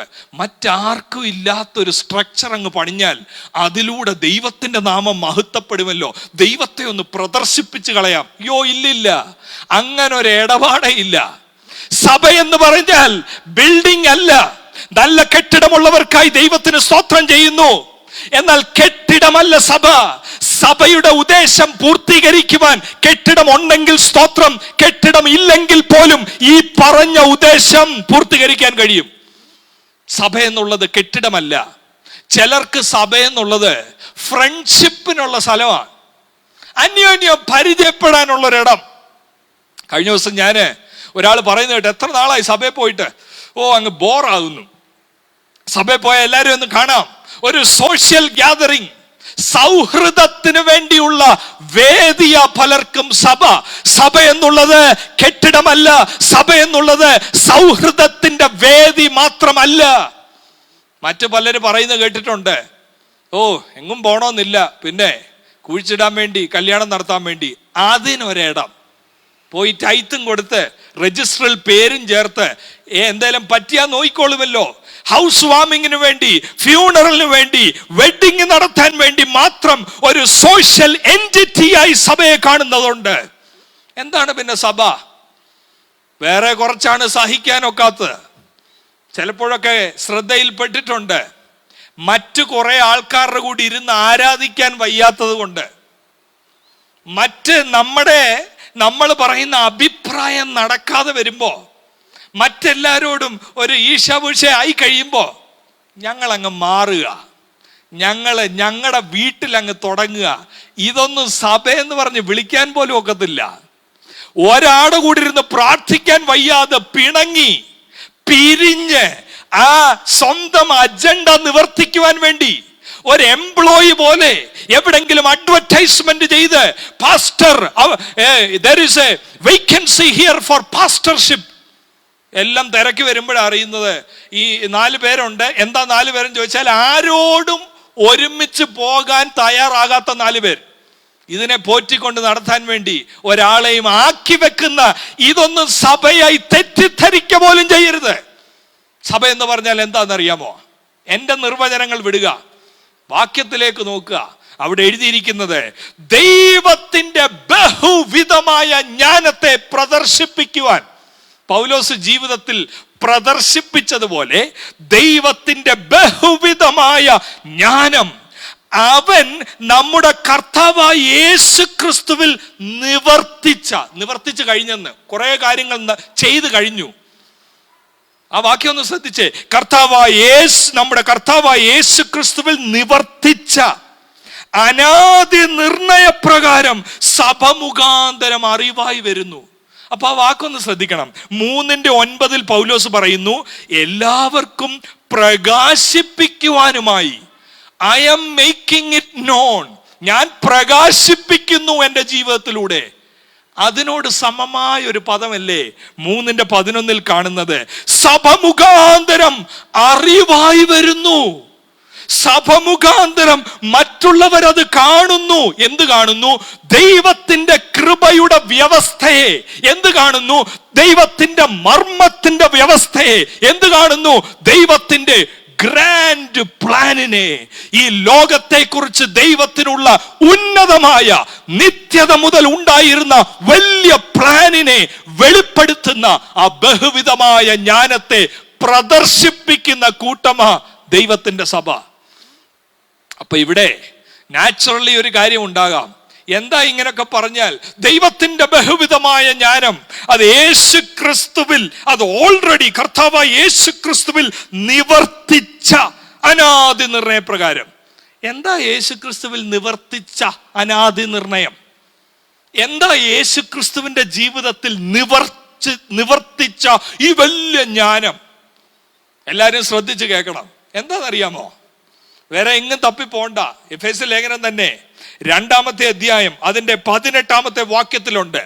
യേശു ക്രിസ്തുവിൽ നിവർത്തിച്ച അനാദി നിർണയപ്രകാരം യേശു ക്രിസ്തുവിൽ നിവർത്തിച്ച ഒരു വലിയ മർമ്മമുണ്ട്. യേശു ക്രിസ്തുവിൽ നിവർത്തിച്ച ഒരു വലിയ ജ്ഞാനമുണ്ട്. എന്താണെന്നറിയാമോ? 2:18 ഇപ്രകാരമാണ് പറയുന്നത്: അവൻ മുഖാന്തരം എന്ന് പറഞ്ഞാൽ യേശു മുഖാന്തരം നമുക്ക് ഇരുപക്ഷക്കാർക്കും. ആ വാക്കുകൾ ശ്രദ്ധിച്ചോ? എല്ലാവരും ശ്രദ്ധിക്കണം. നമ്മൾ ഇന്നായിരിക്കുന്ന അവസ്ഥയിലല്ല പൗലോസ് എഫേസ്യ ലേഖനം എഴുതുന്നത്. പൗലോസ് പറയുന്നു ഇവിടെ 2 പക്ഷം. ഏതാ പക്ഷം എന്നറിയാമോ? യഹൂദർ, ജാതികൾ. ഒരു കൂട്ടർക്ക് തോന്നുക we are greater than others because we have Abraham as our father, we have Moses as our leader, we have Torah, we are possessing Torah. You people, you Gentiles. ജെന്റൈൽസിനെ കുറിച്ച് എന്താണെന്നറിയാം? അവർ കണക്കാക്കുന്നത് 2-ാം അധ്യായം അതിന്റെ 11-12 വാക്യങ്ങളിൽ വ്യക്തമായിട്ട് എഴുതിയിട്ടുണ്ട്. അവരെങ്ങനെയാ ഈ ജെന്റൈൽസിനെ കാണുന്നതെന്ന് ചോദിച്ചാൽ 2:11-12 വാക്യങ്ങളിൽ കാണുന്നു: അക്കാലത്ത് നിങ്ങൾ ക്രിസ്തുവിനെ കൂടാതെയുള്ളവരും ഇസ്രായേൽ പൗരത്വത്തോട് സംബന്ധമില്ലാത്തവരും വാഗ്ദത്തിന്റെ നിയമങ്ങൾക്ക് അന്യരും പ്രത്യാശ ഇല്ലാത്തവരും. പൗലോസ് പറയാ യേശു ക്രിസ്തുവിൽ ഒരു വലിയ ജ്ഞാനം പൊട്ടിപ്പുറപ്പെട്ടു. യേശു ക്രിസ്തുവിൽ. അങ്ങനല്ലേ ആ 3:11 ഒന്നുകൂടെ: കർത്താവായ യേശു ക്രിസ്തുവിൽ നിവർത്തിച്ച അനാദി നിർണയപ്രകാരം. എന്താ യേശു ക്രിസ്തുവിൽ നിവർത്തിച്ചെന്നറിയാമോ? എന്താന്ന് ചോദിച്ചാൽ ഈ വിഘടിച്ചിരുന്ന യഹൂദൻ ഒരു വശത്തിരിക്കുന്നു, യവനൻ ഒരു വശത്തിരിക്കുന്നു. ഒരുപാട് ഡിഫറൻസസ് ഉണ്ട്. 2:11-18 പറയുക യേശുവിൽ. 2:18 അവൻ മുഖാന്തരം നമുക്ക് ഇരുപക്ഷക്കാർക്കും ഏക ആത്മാവിനാൽ പിതാവിങ്കലേക്ക് പ്രവേശനമുണ്ട്. ഇപ്പം മനസ്സിലായോ ദൈവത്തിന്റെ ജ്ഞാനം എന്താന്ന്? ഇപ്പോൾ മനസ്സിലായോ കൃപയുടെ വ്യവസ്ഥ എങ്ങോട്ടായി പോകുന്നതെന്ന്? ഇപ്പം മനസ്സിലായോ മർമ്മത്തിന്റെ വ്യവസ്ഥ എങ്ങോട്ടായി പോകുന്നതെന്നറിയാമോ? എങ്ങോട്ടാ പോകുന്നതെന്ന് ചോദിച്ചാൽ ദൈവസഭയെ വെച്ചിരിക്കുന്നത് മർമ്മത്തെ, ആ ദൈവത്തിന്റെ വലിയ ജ്ഞാനത്തെ വെളിപ്പെടുത്തുവാനെന്ന് പറഞ്ഞാൽ പഴയ ഉടമ്പടിയുടെ കീഴിൽ ന്യായപ്രമാണം 2ആയി ഹ്യൂമാനിറ്റിയെ തിരിച്ചു. ഇവർക്ക് ഒരിക്കലും ഒരുമിച്ച് വരാനൊക്കത്തില്ല. എന്നാൽ ഈ ബാരിയറിനെ, ഈ ചുവരുകളെ ഇടിച്ചെന്ന് അനാദി നിർണയപ്രകാരം യേശു ക്രിസ്തുവിൽ ക്രൂശിൽ എല്ലാ ബാരിയേഴ്സിനെയും ഇടിച്ചെന്ന് ഒരു ന്യൂ ഹ്യൂമാനിറ്റിയെ ഉണ്ടാക്കിയെന്ന് എന്ന് പറഞ്ഞാൽ അതിന്റെ അസൽ അർത്ഥം അങ്ങ് പറയാം. ഇന്നെന്നെ കേൾക്കുന്ന നിങ്ങളുടെ സഭയിൽ, നിങ്ങളായിരിക്കുന്ന കൂടിവരവിൽ ഏക ആത്മാവോടെ ഏക ഹൃദയത്തോടെ ഒരുമിച്ച് കൂടി വരുമ്പോ ആ ഒരുമിച്ചുള്ള കൂടിവരവ് നമുക്കൊരു സന്തോഷം മാത്രമല്ല, ആ ഒരുമിച്ച് ഐക്യതയോടെ സ്തുതിക്കുമ്പോൾ പാടുമ്പോൾ നടക്കുന്ന ഒരു കാര്യം, അത് ലോകത്തിന്റെ മുമ്പിൽ ദൈവത്തിന്റെ ഒരു ജ്ഞാനത്തെ പ്രദർശിപ്പിക്കുന്ന ഒരു കൂട്ടമാണ്. എന്താണെന്നറിയാമോ? ഈ ലോകത്തിൽ വേറെ എവിടെ ചെന്നാലും ഉച്ചനീചത്വങ്ങൾ കാണും. ദൈവസഭകൾ ആദ്യം നേരിട്ട ഏറ്റവും വലിയ പ്രതിസന്ധി എന്താണെന്നറിയാമോ? അപ്പോസ്തലപ്രവൃത്തിയിൽ 6 എഴുതിയിട്ടുണ്ട്, എബ്രായ വിധവമാരും യവന വിധവമാരും തമ്മിൽ ചെറിയൊരു പ്രശ്നം. 1 കൊരിന്ത്യരിൽ പൗലോസ് എഴുതിയിരിക്കുന്നു, ലോർഡ് സപ്പറിനോടുള്ള ബന്ധത്തിൽ എഴുതിയിരിക്കുന്നു, ധനവാന്മാരെല്ലാം കൂടെ ഒരുമിച്ച് കൂടിയിരുന്ന് ഭക്ഷണം കഴിക്കുന്നു, പാവപ്പെട്ടവരെല്ലാം കൂടെ വേറൊരുത്ത ഭക്ഷണം കഴിക്കുന്നു, ഒരാൾ കഴിക്കുന്നു, മറ്റവർക്ക് കിട്ടുന്നില്ല. എന്താ പ്രശ്നം? ഒരിടത്ത് എത്നിസിറ്റി. അപ്പോസ്തലപ്രവൃത്തി 6 എത്നിസിറ്റി പ്രശ്നം. 1 കൊരിന്ത്യരിൽ വന്നപ്പോൾ സോഷ്യൽ സ്റ്റേറ്റസ്, റിച്ച് പുവർ പ്രശ്നം.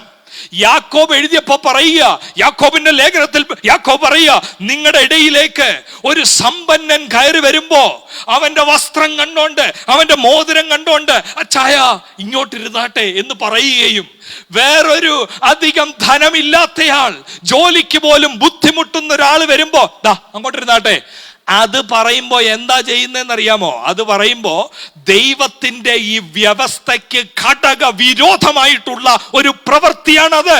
ദൈവം നമ്മളെ വിളിക്കുന്നു, നമ്മുടെ എല്ലാ കൂടിവരവുകളെ വിളിക്കുന്നു, എല്ലാ കർത്താവിന്റെ ദാസന്മാരെ വിളിക്കുന്നു. ദൈവത്തിന്റെ വ്യവസ്ഥയ്ക്ക് ഘടകവിരുദ്ധമായി, അതിന്റെ ഹിൻഡ്രൻസ് ആയി നമുക്ക് മാറണ്ട.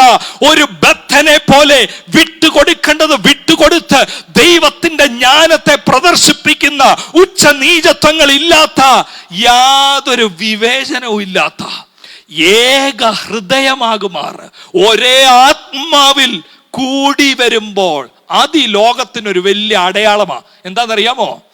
ഈ സഭയെ ഒരുമിപ്പിച്ച ദൈവം ഈ ലോകത്തെ ഭാവിയിൽ ഇനി വരാൻ പോകുന്ന സമയത്ത് 1-10 ഭാഷയിൽ കാലസമ്പൂർണതയിൽ എല്ലാം യേശുവിന്റെ കാൽക്കൽ, ആ തലയുടെ കീഴിൽ, അധികാരത്തിന്റെ കീഴിൽ കൊണ്ടുവരും. അതിന്റെ ഇന്നത്തെ ഒരു സൈനാണ്. ഈ ലോകത്തെ ഭരിക്കാൻ വരുന്നയാൾ, ലോകത്തിൽ ദൈവം ഇല്ലാതെ നടക്കുന്നവർക്ക് ഇന്ന് ഒരു sign പോസ്റ്റേ അവർക്കുള്ളൂ. There is a God coming. There is a ruler coming. Everything will be under his headship. There will be perfect harmony. ഭയങ്കരമായ ഷാലോം, ഭയങ്കരമായ പീസ് കാണും ഈ ലോകത്തിൽ. അത് വെളിപ്പെടുത്തേണ്ടത് ആരാന്നറിയാമോ? അത് വെളിപ്പെടുത്തുവാൻ ഒരു ക്ലബിന് കഴിയത്തില്ല, അത് വെളിപ്പെടുത്തുവാൻ യാതൊരു സിസ്റ്റത്തിനും കഴിയത്തില്ല. ഏതൊരു സിസ്റ്റം ഉണ്ടാക്കിയാലും, ഏതൊരു പ്ലാറ്റ്ഫോം ഉണ്ടാക്കിയാലും, മനുഷ്യർ ഇരിക്കുന്നിടത്തോളം കാലം അവിടെ വരും, നീയാണോ വലുത്, ഞാനാണോ വലുത്, നിനക്കാണോ പൈസ കൂടുതൽ, ഞാനാണോ പൈസ കൂടുതൽ, നീയാണോ സീനിയർ, ഞാനാണോ ജൂനിയർ. ഇവിടെ വളരെ സങ്കടകരത്തോടെ ഞാനൊരു കാര്യം പറയാം. ദൈവസഭകളിൽ ഇത് കാണുന്നുണ്ടോ എന്ന് ചോദിക്കുന്നത്, ആ ചോദ്യം പ്രസക്തമേ അല്ല. വളരെ കൂടുതലായി കാണുന്നു എന്നുള്ളതല്ലേ സത്യം. ഈ കഴിഞ്ഞ ദിവസം ഒരാള് പറയുന്ന കേട്ടു, പറഞ്ഞപ്പോ പറയുന്നതാ, നമ്മൾ അങ്ങനെ ഒരു ക്ലോസൂഡ് അങ്ങ് ചേർത്തു. എന്തിനാ ചേർത്തെന്ന് അറിയാമോ? വേറെ ആരും ലീഡർഷിപ്പ് വരരുത്, നമ്മൾ അതുകൂടെ അങ്ങ് എഴുതിയിരിക്കുക അതിനകത്ത്. ഇത് ചെയ്യുമ്പോ എന്താണെന്നറിയാമോ തോന്നുന്നത്? ഒരാളെ മാറ്റി നിർത്തുമ്പോ, ഒരു സമൂഹത്തെ മാറ്റി നിർത്തുമ്പോ, കുറച്ചാളുകളെ തിരസ്കരിച്ച് കാണിക്കുമ്പോ, ഒരു എലീറ്റ് ഗ്രൂപ്പ് ഉണ്ടാക്കുമ്പോ, ദൈവസഭയ്ക്കകത്ത് സമ്പന്നതരായി നിൽക്കുന്നവർ, ഉന്നതരായി നിൽക്കുന്നവരെല്ലാം കൂടെ കൂടി ഒരു ഫാക്ഷൻ ഉണ്ടാക്കുമ്പോ തോന്നുന്നത് ഞങ്ങൾ മിടുക്കരാണെന്നാ തോന്നുന്നത്. പൗലോസ് പറയുന്നത് വെളിപ്പാടില്ലാത്തത് കൊണ്ടാ, കയ്യിലൊന്നും ഭരമേൽപ്പിക്കാത്തത് കൊണ്ടാ ഇങ്ങനെ കാണിക്കുന്നത്. പൗലോസ് പറയുക, ഇത് നിമിത്തമാ. ഞാൻ എൻ്റെ ഭാവന കാണുക കേട്ടോ. ഗലാത്യ ലേഖനം 2 പൗലോസ് 14 മുതലുള്ള വാക്യങ്ങൾ എന്താ എഴുതിയിരിക്കുന്നത് അറിയാം? പൗലോസ് പറയുക, ഗലാത്യ ലേഖനം 2:14 മുതൽ പൗലോസ് പറയുക, കേഫാവിനോട് എല്ലാവരുടെയും മുമ്പിൽ വെച്ച് ഞാൻ പറഞ്ഞു, I opposed him to the face. പീറ്ററിനെ എന്തിനാ താക്കീത് ചെയ്ത് എല്ലാവരുടെ മുമ്പിൽ ഒപ്പോസ് ചെയ്ത് എന്താണെന്നറിയാമോ? Peter, you are not in line with the truth of the gospel. പത്രോസ് എന്താ ചെയ്തതെന്നറിയാമോ? പത്രോസ് ചെയ്തത് ഇത്രയുമേ ഉള്ളൂ. ജാതികളുടെ കൂടെ ഇരുന്ന് ഭക്ഷണം കഴിക്കുകയായിരുന്നു. പക്ഷേ യെരുശലേമിൽ നിന്ന് കുറച്ച് പേര് വരുന്നു എന്ന് കേട്ടപ്പോൾ പതുക്കെ പുറമോട്ട് അങ്ങ് മാറി.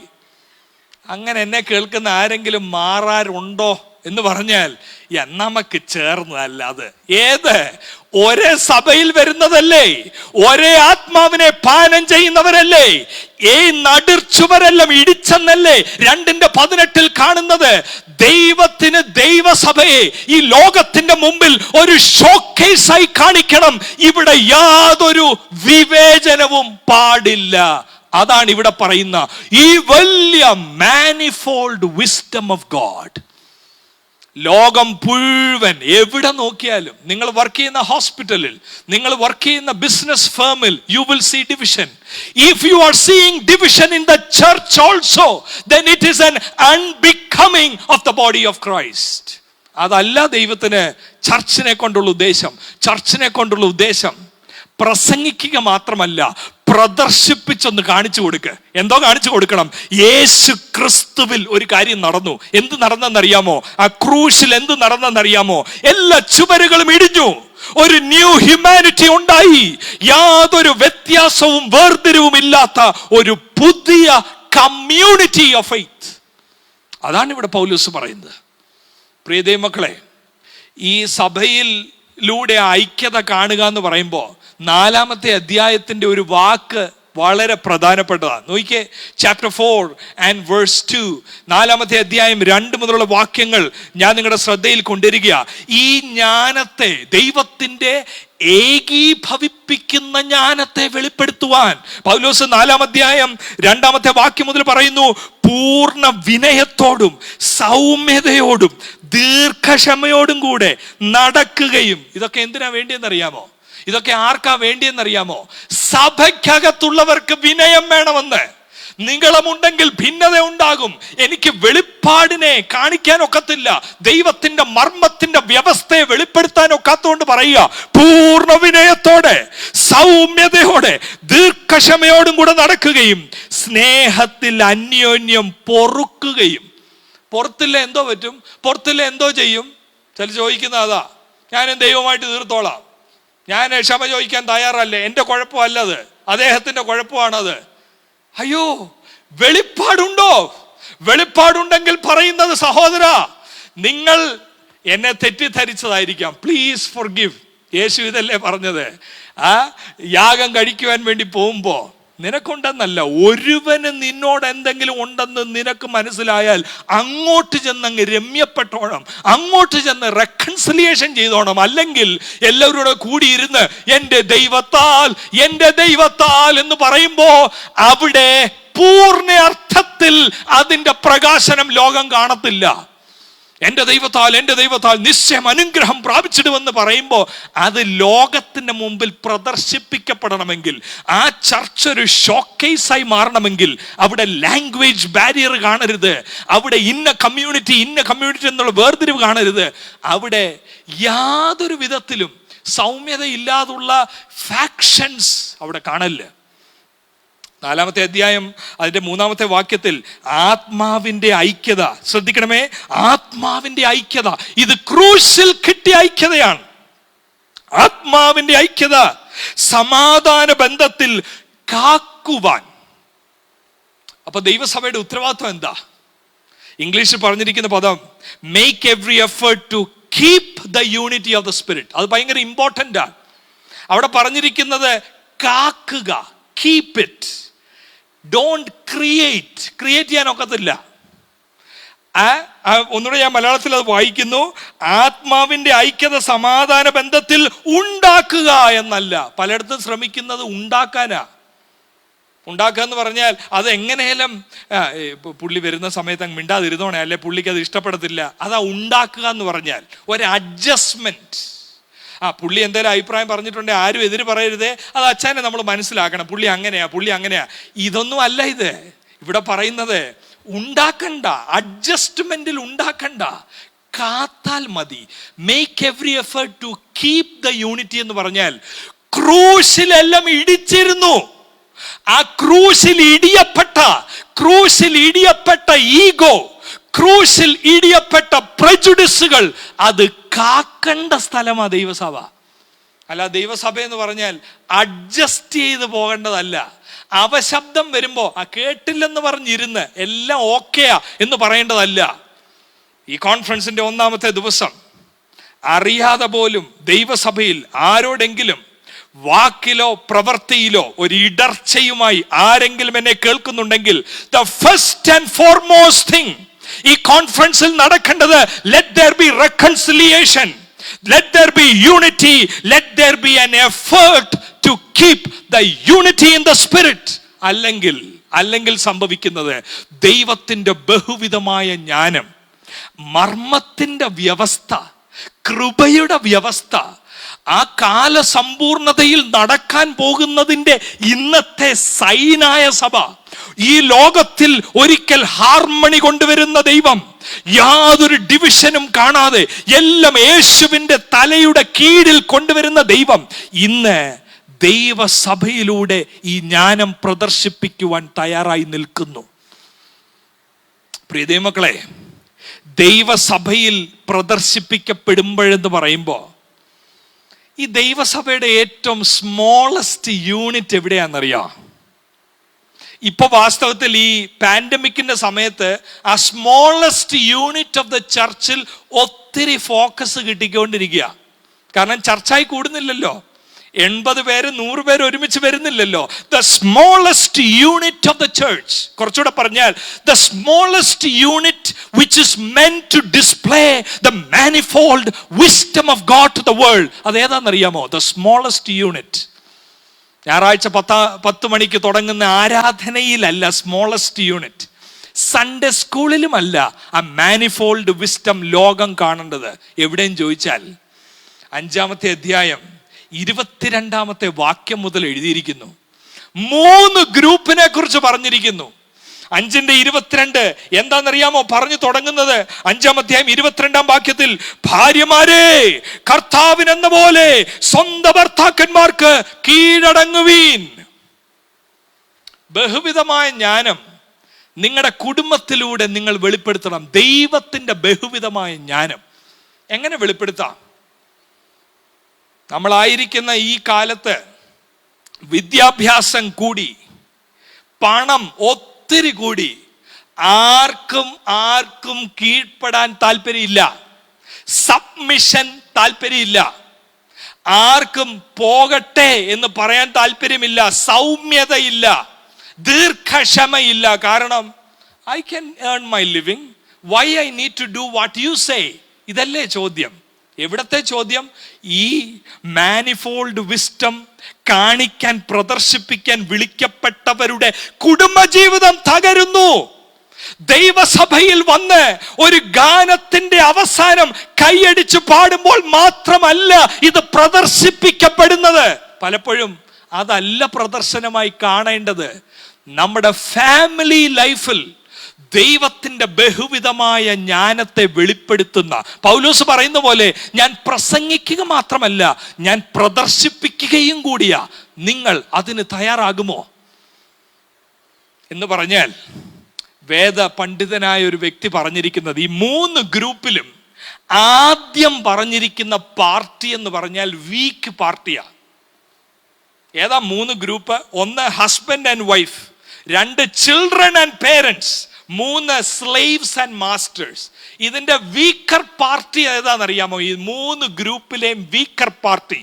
ഫസ്റ്റ് ഗ്രൂപ്പിൽ ഹസ്ബൻഡ് ആൻഡ് വൈഫ് എന്ന് പറഞ്ഞാൽ അതിൽ വീക്കർ പാർട്ടിയായി ഫസ്റ്റ് സെഞ്ചുറിയിൽ എല്ലാവരും കണക്കാക്കിയിരുന്നത് വൈഫ്സ്. 5:22 കേൾക്കുമ്പോ, പൗലോസ് ഈ ലേഖനം എഴുതുമ്പോൾ 5:22 വായിക്കുമ്പോൾ ആരും അതിശയപ്പെടാൻ പോകുന്നില്ല. കാരണം അത് 1-ാം നൂറ്റാണ്ടിൽ എല്ലാവർക്കും അറിയാവുന്ന കാര്യമാണ്. Wives submit yourself to your own husbands എന്ന് പറഞ്ഞാൽ എഫെസസിലുള്ള ദൈവമക്കളെ തലപൊക്കി നോക്കുകയല്ല, യോ ഇതെന്തോ പറഞ്ഞത്, we are not living like that, this is a new command, it looks like, ഒന്നും പറയത്തില്ല. കാരണം അവരുടെ നെയ്ബേഴ്സും അങ്ങനെയാണല്ലോ, ഫസ്റ്റ് സെഞ്ചുറിയിലെ എല്ലാ വിമൻ ഫോക്സും അങ്ങനെയാണല്ലോ. വൈഫ് സബ്മിറ്റ് എന്ന് പറയുന്നത് ഷോക്കിംഗ് അല്ല. എന്താ ഷോക്കിംഗ് എന്നറിയാമോ? ദൈവത്തിന്റെ ബഹുവിധമായ ജ്ഞാനം വെളിപ്പെടുത്തേണ്ടത് എങ്ങനെയാണെന്നറിയാമോ? 5-ാം അധ്യായം 25 നോക്കണം, എല്ലാവരും നോക്കണം. 5-ാം അധ്യായം 25 ഇപ്രകാരമാണ് എഴുതിയിരിക്കുന്നത്. വൈഫ്സ് സബ്മിറ്റ് എന്നുള്ളത് ഷോക്കിംഗ് അല്ല. പക്ഷെ ഷോക്കിംഗ് എന്താണെന്നറിയാമോ? 5:25 ഇപ്രകാരം എഴുതിയിരിക്കുന്നു, ഭർത്താക്കന്മാരെ. അപ്പൊ എന്റെ ഭാവന ഞാൻ കാണുക, എഫെസസിലുള്ള എല്ലാ ഭർത്താക്കന്മാരും വൈഫ്സ് സബ്മിറ്റ്, അതെ നമ്മൾ ഉദ്ദേശിച്ച പോലെ പറഞ്ഞു. അടുത്തത് ഇനിയും പറയാൻ വരുന്നത് ഹസ്ബൻഡ്സ് റൂൾ, അതാ പ്രതീക്ഷിക്കുന്നത്. ഹസ്ബൻഡ്സ് റൂൾ, ഭർത്താക്കന്മാരെ ഭരിച്ചോണം അല്ല. അവിടാണ് there you have God's manifold wisdom. വേറൊരു കാഴ്ചപ്പാട്, അവരിതുവരെ പരിചയിച്ചിട്ടില്ലാത്തൊരു കുടുംബജീവിതം. ഭർത്താക്കന്മാരെ ശ്രദ്ധിക്കേ, ക്രിസ്തുവും സഭയെ സ്നേഹിച്ചതുപോലെ നിങ്ങളുടെ ഭാര്യമാരെ സ്നേഹിക്കുവീൻ. എനിക്ക് ഭാവന കാണാനേ ഒക്കത്തുള്ളൂ. I want you to imagine with me. ആ എഫെസസിലുള്ള സഭയിൽ ഭാര്യമാരെ ഭർത്താക്കന്മാർക്ക് കീഴടങ്ങുവീൻ. എല്ലാ ഭാര്യമാരും ശാന്തരായിരിക്കുക. We know the culture has taught us. We were like that all this while. ഈ 5:25 പറയുമ്പോൾ ഉണ്ടല്ലോ, 5:25 ഭർത്താക്കന്മാരെ നിങ്ങളുടെ ഭാര്യമാരെ സ്നേഹിക്കുവീൻ എന്നല്ല, ക്രിസ്തു സഭയെ സ്നേഹിച്ചതുപോലെ നിങ്ങൾ സ്നേഹിക്കണം എന്ന് പറയുമ്പോൾ അത് വല്ല പ്രിന്റിംഗ് മിസ്റ്റേക്ക് ആണോ? അതെന്താണ്? How can we do that? We are never taught like that. അതാ അവിടുത്തെ റെസ്പോൺസ് ഉണ്ടാകാൻ പോകുന്നത്. ഈ 3 ഗ്രൂപ്പിലും അടുത്ത ഗ്രൂപ്പ് എന്താണെന്നറിയാമോ? Children parents. ചിൽഡ്രനോട് പറയുന്നത് എന്താണെന്നറിയാമോ? പലപ്പോഴും നമ്മൾ അതേ വായിക്കാറുള്ളതാണ് സത്യം. ഈ വീക്കർ പാർട്ടിയോടുള്ളതാണ് നമ്മൾ വായിച്ച് ഭയങ്കര ശക്തി ഏറ്റെടുക്കുന്നത്. പക്ഷെ വാസ്തവത്തിൽ ഫോക്കസ് ഇരിക്കുന്ന സെക്കൻഡ് പാർട്ടിയില.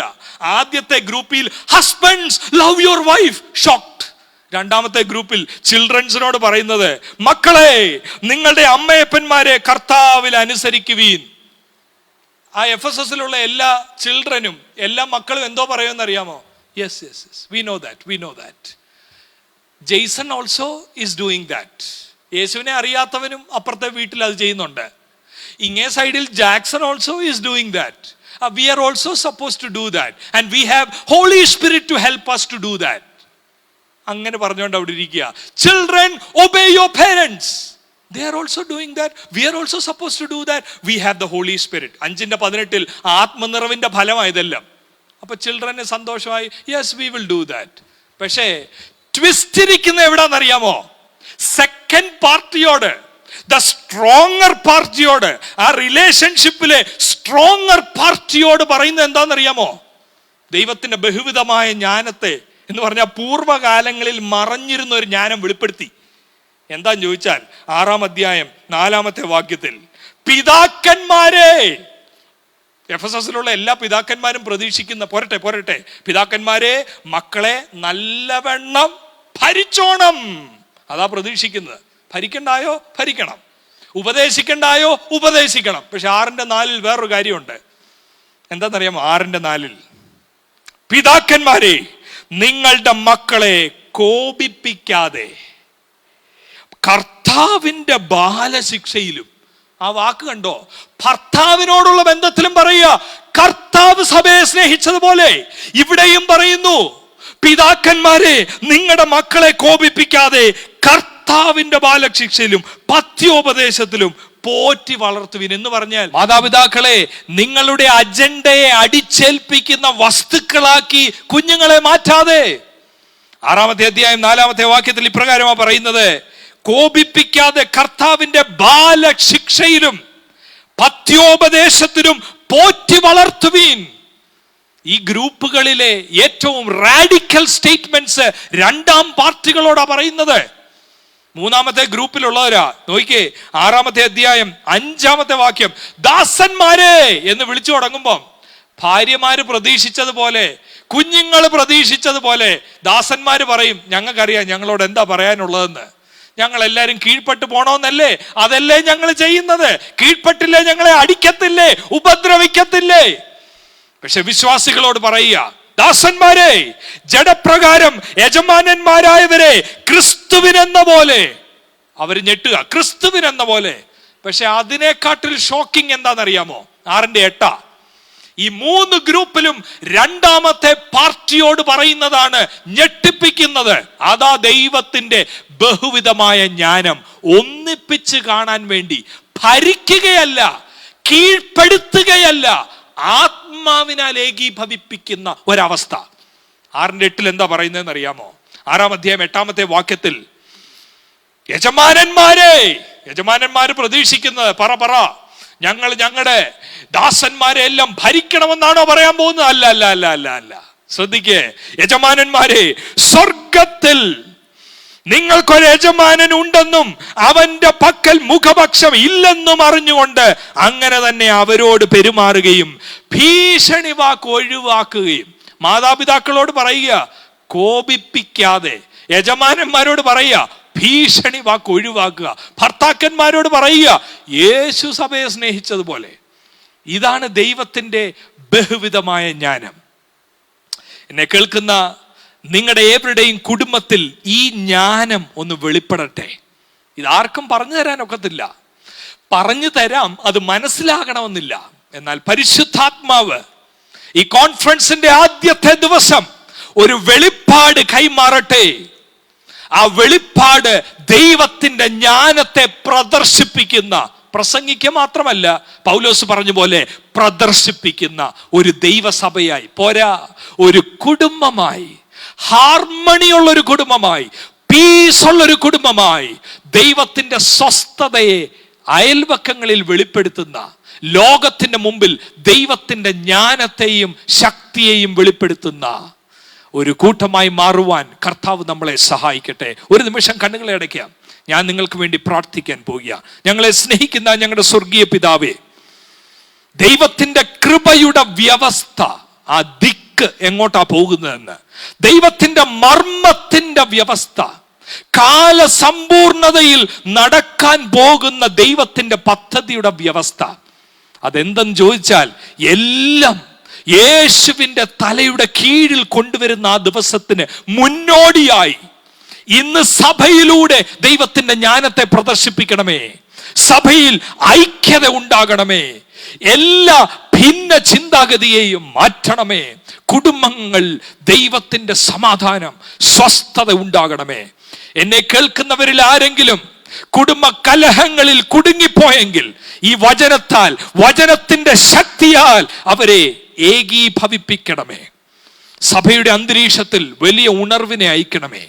AGIFNയുടെ ഈ കോൺഫറൻസ് നിമിത്തം ഒരു വലിയ റെക്കൺസിലിയേഷൻ നടക്കുവാൻ, ഭിന്നതകളുടെ സ്വരങ്ങൾ എവിടെങ്കിലും ഉണ്ടെങ്കിൽ അതെല്ലാം മാറി ദൈവത്തിന്റെ ജ്ഞാനത്തെ വെളിപ്പെടുത്തുന്ന ഒരു സമൂഹമായി ഞങ്ങൾ മാറുവാൻ അവിടുത്തെ കരങ്ങളിൽ ഏൽപ്പിച്ച് പ്രാർത്ഥിക്കുന്നു. നാളെയും കർത്താവിന്റെ വചനത്തിലൂടെ ഞങ്ങളോട് സംസാരിക്കണമേ.